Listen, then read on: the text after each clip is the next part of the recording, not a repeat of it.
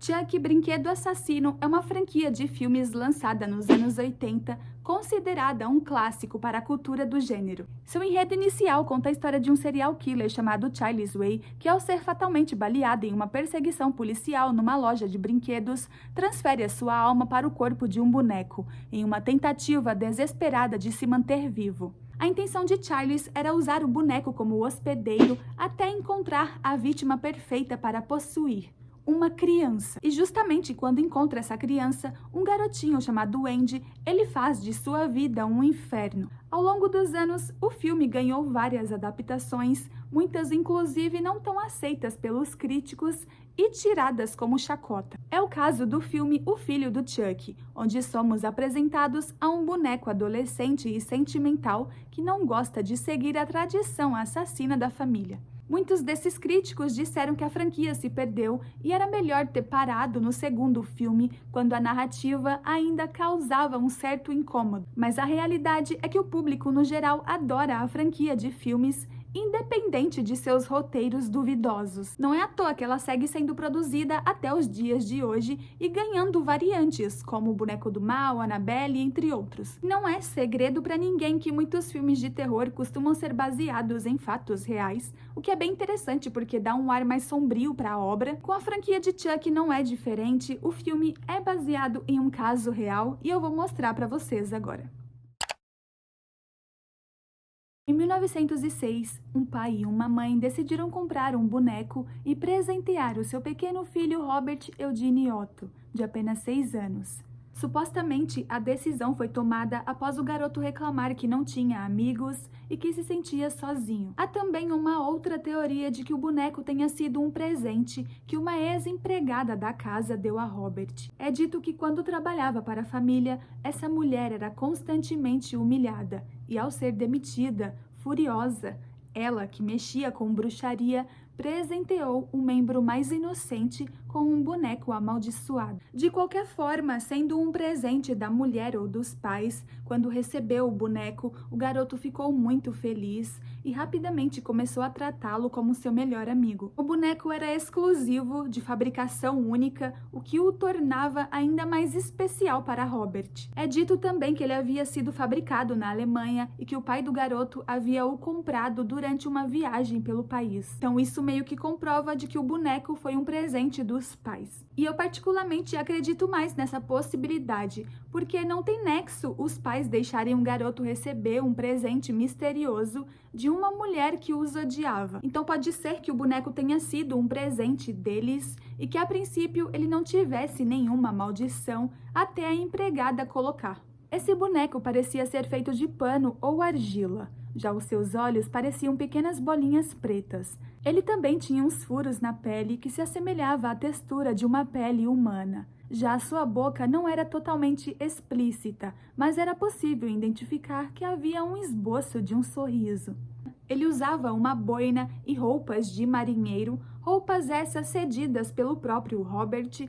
Já a sua altura era compatível à de uma criança de 5 anos. E com o passar dos anos, a relação do pequeno Robert com o boneco foi ficando mais intensa e bizarra. Tudo começou quando Robert pediu para que os seus pais não o chamassem mais por esse nome, mas sim por Ginny, a abreviação de seu segundo nome. Segundo ele, Robert agora era o nome do boneco. E por se tratar de uma criança, os pais não hesitaram em atender ao pedido. Afinal, eles acreditavam que se tratava de uma brincadeira infantil. O boneco então passou a ser chamado por todos como Robert e a sua influência na casa parecia crescer a cada dia. Porém, algumas atitudes estranhas de Ginny começaram a chamar a atenção. É dito que ele costumava dialogar com o boneco como se ele fosse uma pessoa real.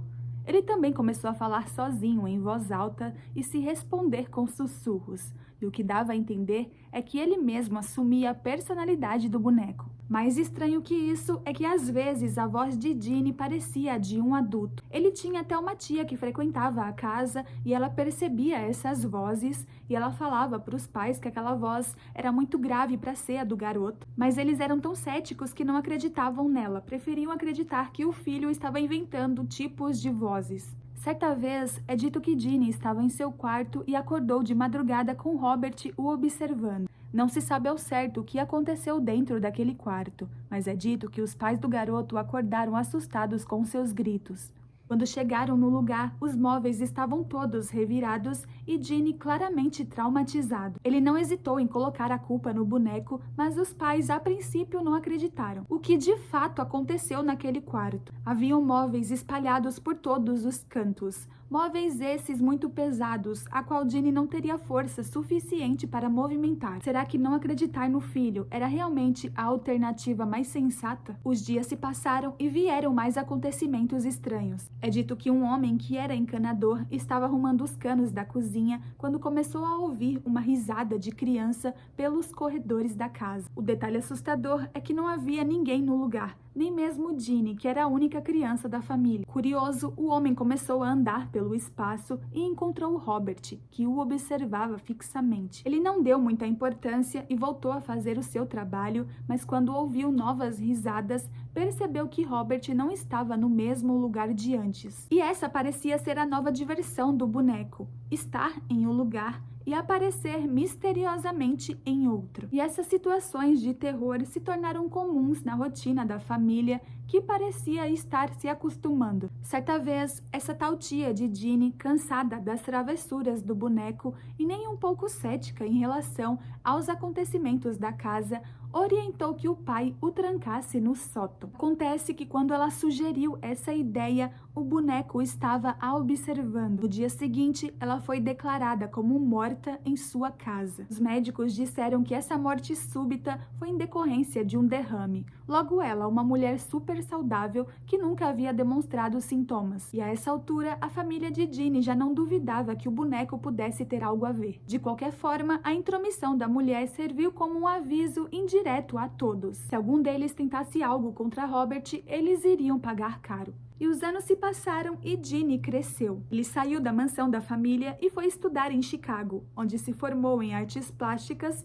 e se casou com uma mulher chamada Anne. Não se sabe ao certo o que aconteceu com o Robert nesse meio tempo, mas assim que os pais morreram, Ginny voltou a morar na mansão junto com a sua esposa. Eles nunca tiveram um filho e Ginny, agora um homem adulto, voltou a ter uma relação muito forte com o boneco. Robert era tratado como uma criança da família e tinha até o seu próprio quarto. Já Anne não gostava da sua presença e muito menos da relação que ele tinha com o marido. Ela até chegou a sugerir que Ginny o deixasse preso em seu quarto, mas misteriosamente ele sempre conseguia escapar e aparecer em outros cômodos da casa. Ele também aparentava ter uma expressão furiosa quando os dois brigavam por sua causa. É dito que um dos seus lugares preferidos da casa era justamente o seu quarto, porque ele conseguia observar as crianças da vizinhança pela janela. Inclusive, muitos desses vizinhos relataram ver o boneco andando de uma janela para outra enquanto os observava. Eles até passaram a evitar a rua por medo. E quando Ginny morreu, a casa foi vendida com o boneco junto. A nova dona, uma mulher de idade, preferiu não ter uma relação amigável com ele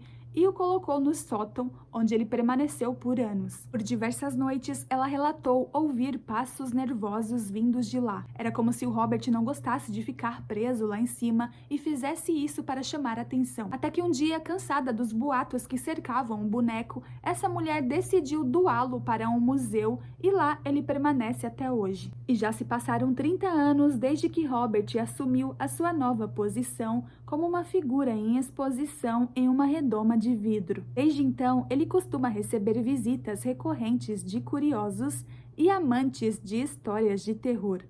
É dito que para observá-lo ou tirar fotos, é preciso pedir uma permissão. Caso você não faça, é amaldiçoado por ele. Há muitas histórias de pessoas que não seguiram essas regras e misteriosamente sofreram acidentes logo em seguida.